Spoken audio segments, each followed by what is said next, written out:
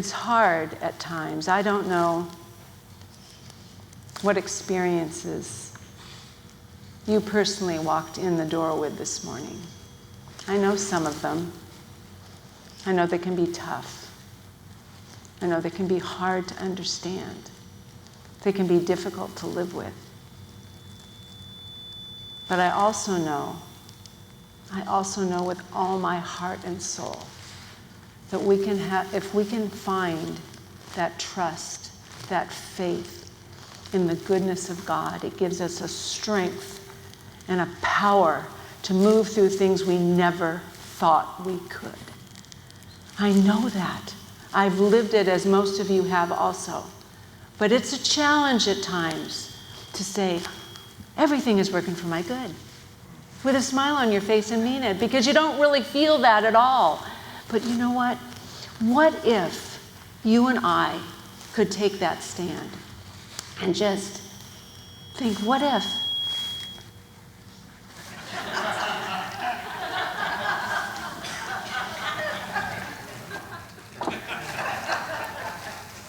See, we have to participate in our good.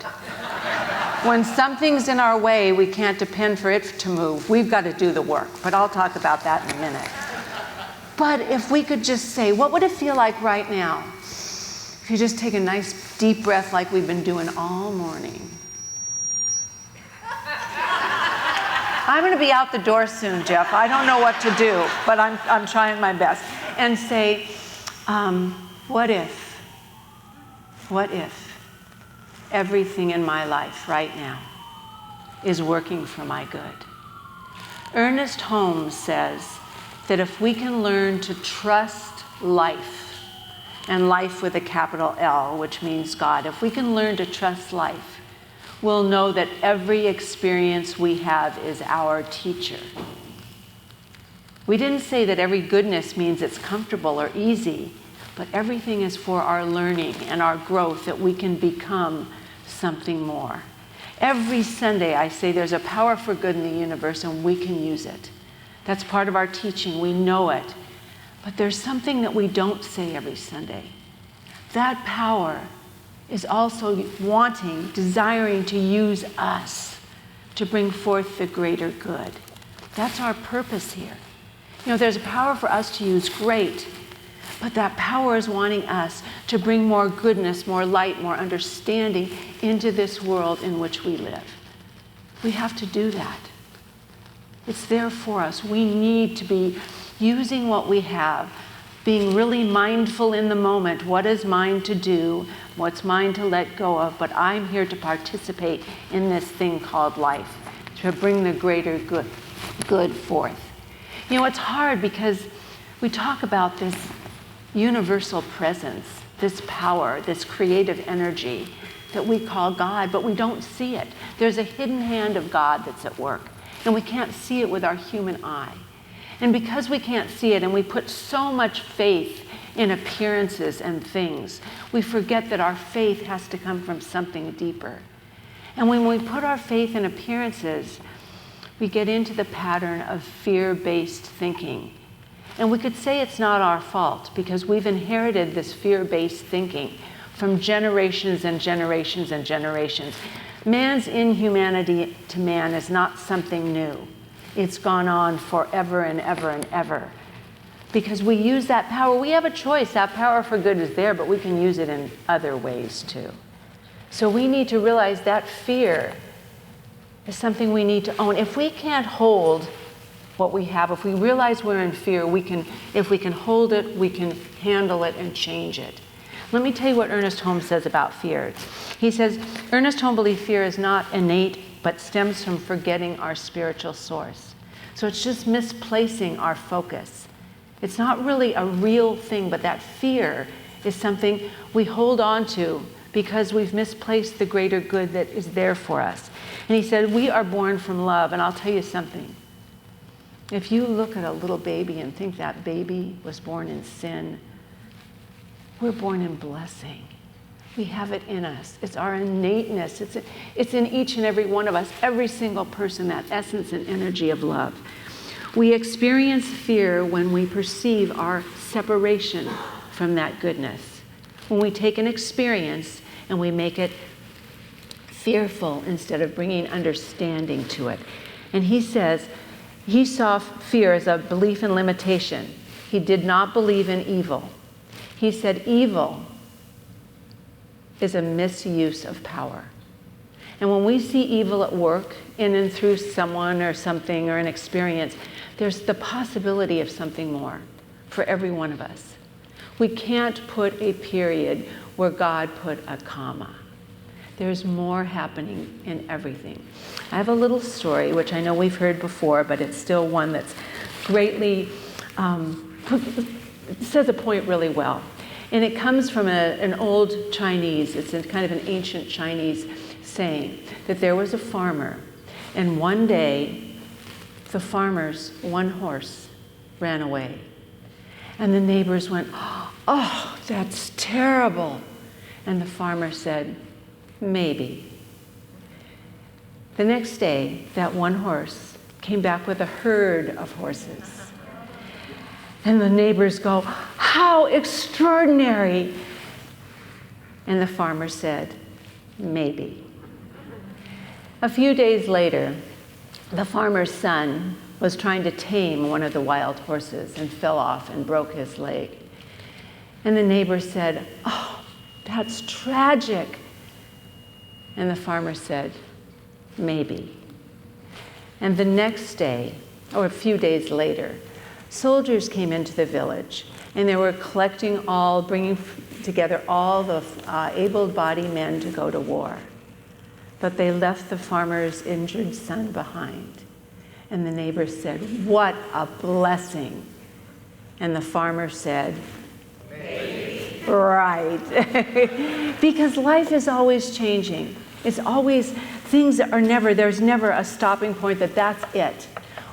We go on forever and ever and ever. We don't understand that. I mean, I know I'm going somewhere else after I'm finished with this existence here in this body, in this place. I'm going to another plane of existence. The love I'll take with me, all the goodness I'll take with me, but I don't know what that is. But I'm not going to put a period right here. When this is done, it's over. It isn't. It isn't. There's always something so much more. Now, so we talk about the power for good. Ralph Waldo Emerson said, "The dice of God are always loaded." Does that mean he's a cheater? No. It means that the universe is always tilting towards goodness. That's what Martin Luther King Jr. said. He said, "The arc of the universe is always bending towards justice." There's always a good that wants to be revealed, always, forever. But we need to own that and understand that. And what is the thing that's going to counterbalance this fear, this belief in evil, this division, this anger? It's spirituality. Because spirituality honors and knows of the innate goodness in everything. And we need to own that. We need to own it. And we need to learn to think straight. One of the main tenets of religious science is God is all there is, and God is... Say that. God is. Right. And so goodness is what there is. But we need to learn to think straight. We need to start recognizing that energy, that essence of goodness, God, love, power, whatever it is in us. And it's also in every single person we meet. It may not be revealed completely, may not be revealed very much, but it's there for us. And we need to learn to have that faith. Faith is the thing, the trust, I said. If we have trust in life, our experiences are going to be our teachers, our lessons, our motivators, our understanding. It's going to bring us together. I'm going to tell you, this is not something new. 2,635 years ago, give or take a few years, there was an ancient Hebrew prophet named Habakkuk. Habakkuk, he was pretty angry. Got pretty nasty. He got very, very, very, very angry with God because he could not understand why God would allow all the evil in the world, all the problems in the world. He didn't understand it. He'd yell at God, he'd scream, he'd say, how can you do this to us? And he was really mad. Until one day, he'd work through that anger. Because once we work through the anger, once we can spread it, away from us, we can see a light. And here's in the book of Habakkuk, in the Old Testament, it says this. This is what Habakkuk said in his conversation with God, because he would have quite deep conversations with God. They weren't always wonderful. This one is, because he regained his faith. It said, though the fig tree does not bud, and there are no grapes on the vine, though the olive crop fails, the fields produce no food, though there are no sheep in the pen and no cattle in the stalls. That sounds pretty desperate. He says, I will rejoice in the Lord. I'll rejoice in the Lord. I will be joyful in God as my Savior. The sovereign Lord is my strength. He makes my feet feel like the feet of a deer and enables me to tread on the heights. That's the power I'm talking about. The power we get when we have faith in something greater, that greater being good. We can really ascend to something more.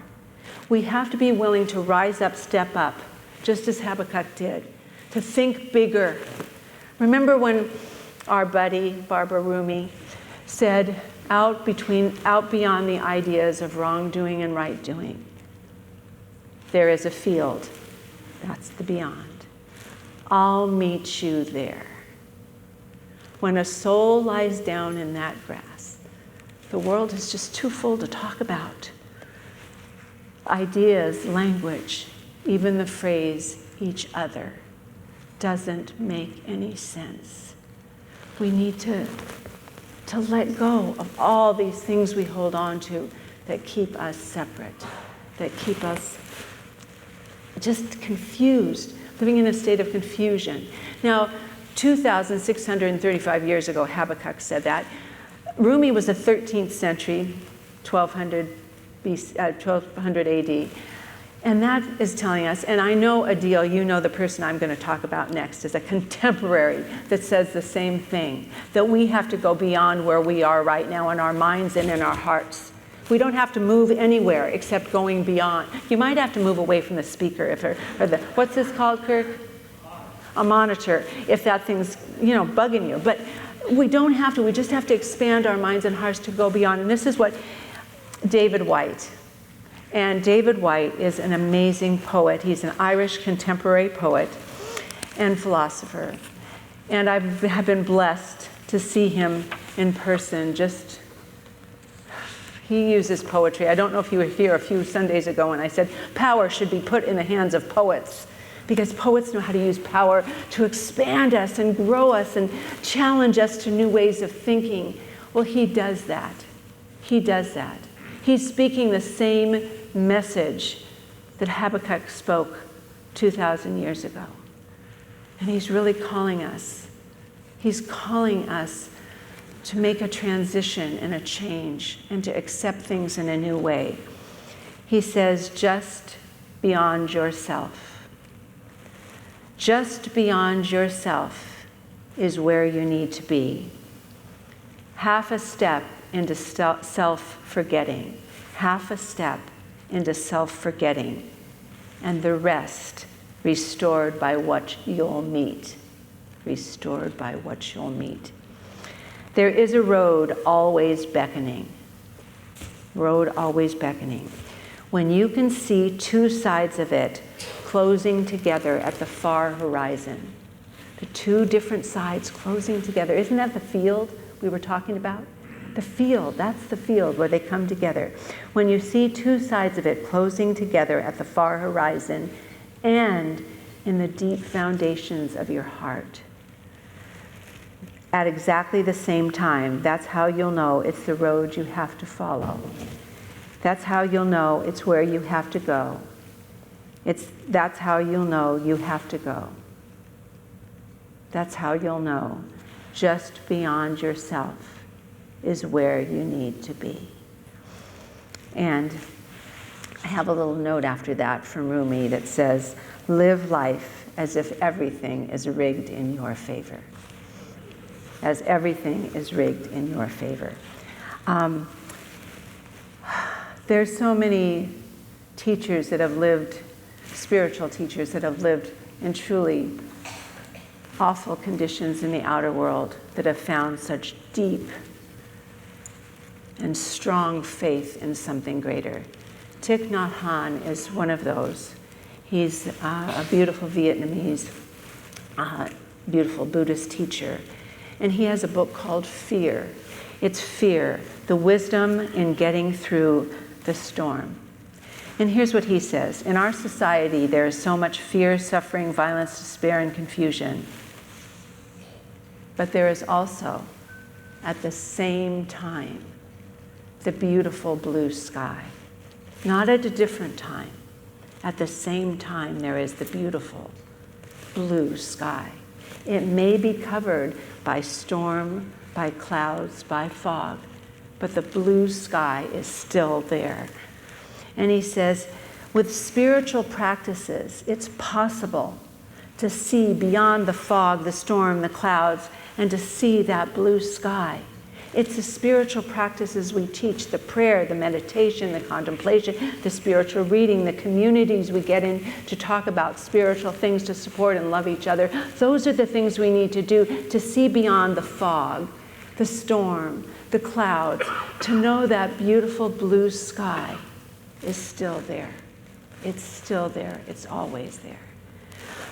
I have a practice that I use that helps me step just beyond, that still helps me pull out of maybe either a comfortable, habitual place or maybe a little limited thinking. And I do it many, I'd say most mornings. And it really is something that it's simple, but it's good. You wake up, I wake up and I say, what is something today? 1, 2, 3 things, 4, maybe 5, but 3 things I could do, maybe one thing that would make me feel great at the end of the day. That would make me feel like I'd accomplished something. It doesn't have to be something great. It could be calling someone that needs a call to know they matter. It could be doing a project or starting a project that needs to be done. It could just be something that pulls you into something bigger. It doesn't matter. Remember, in the mind of God, there is no size. It's just being pulled into something more that we know. And we can close at the end of the day and go, no matter what else is going on, that day was good. And that's what I wish for you and wish for me and wish for everyone. If we can close the days and just know that we've done our good, because that good multiplies. When we do it, it multiplies the energy in the world, and it creates a world that is filled with love. Don't worry, it's going to be okay. I think we have some people that might help us on that. Do you think so? Rob, might you help us on that, Rob? I think so. Good job. Okay. So I just want to say to all of you, everyone here, I just bless each person here in a beautiful, wonderful way, knowing and recognizing the goodness inside of you that is just bubbling forth right here in this moment, bubbling forth to share the light, the goodness, knowing that light always overcomes darkness, that we each have that power within ourselves to do that good, to share that blessing, to be that light. How blessed we are. We just say thank you, God, for all of this and so much more. And so it is.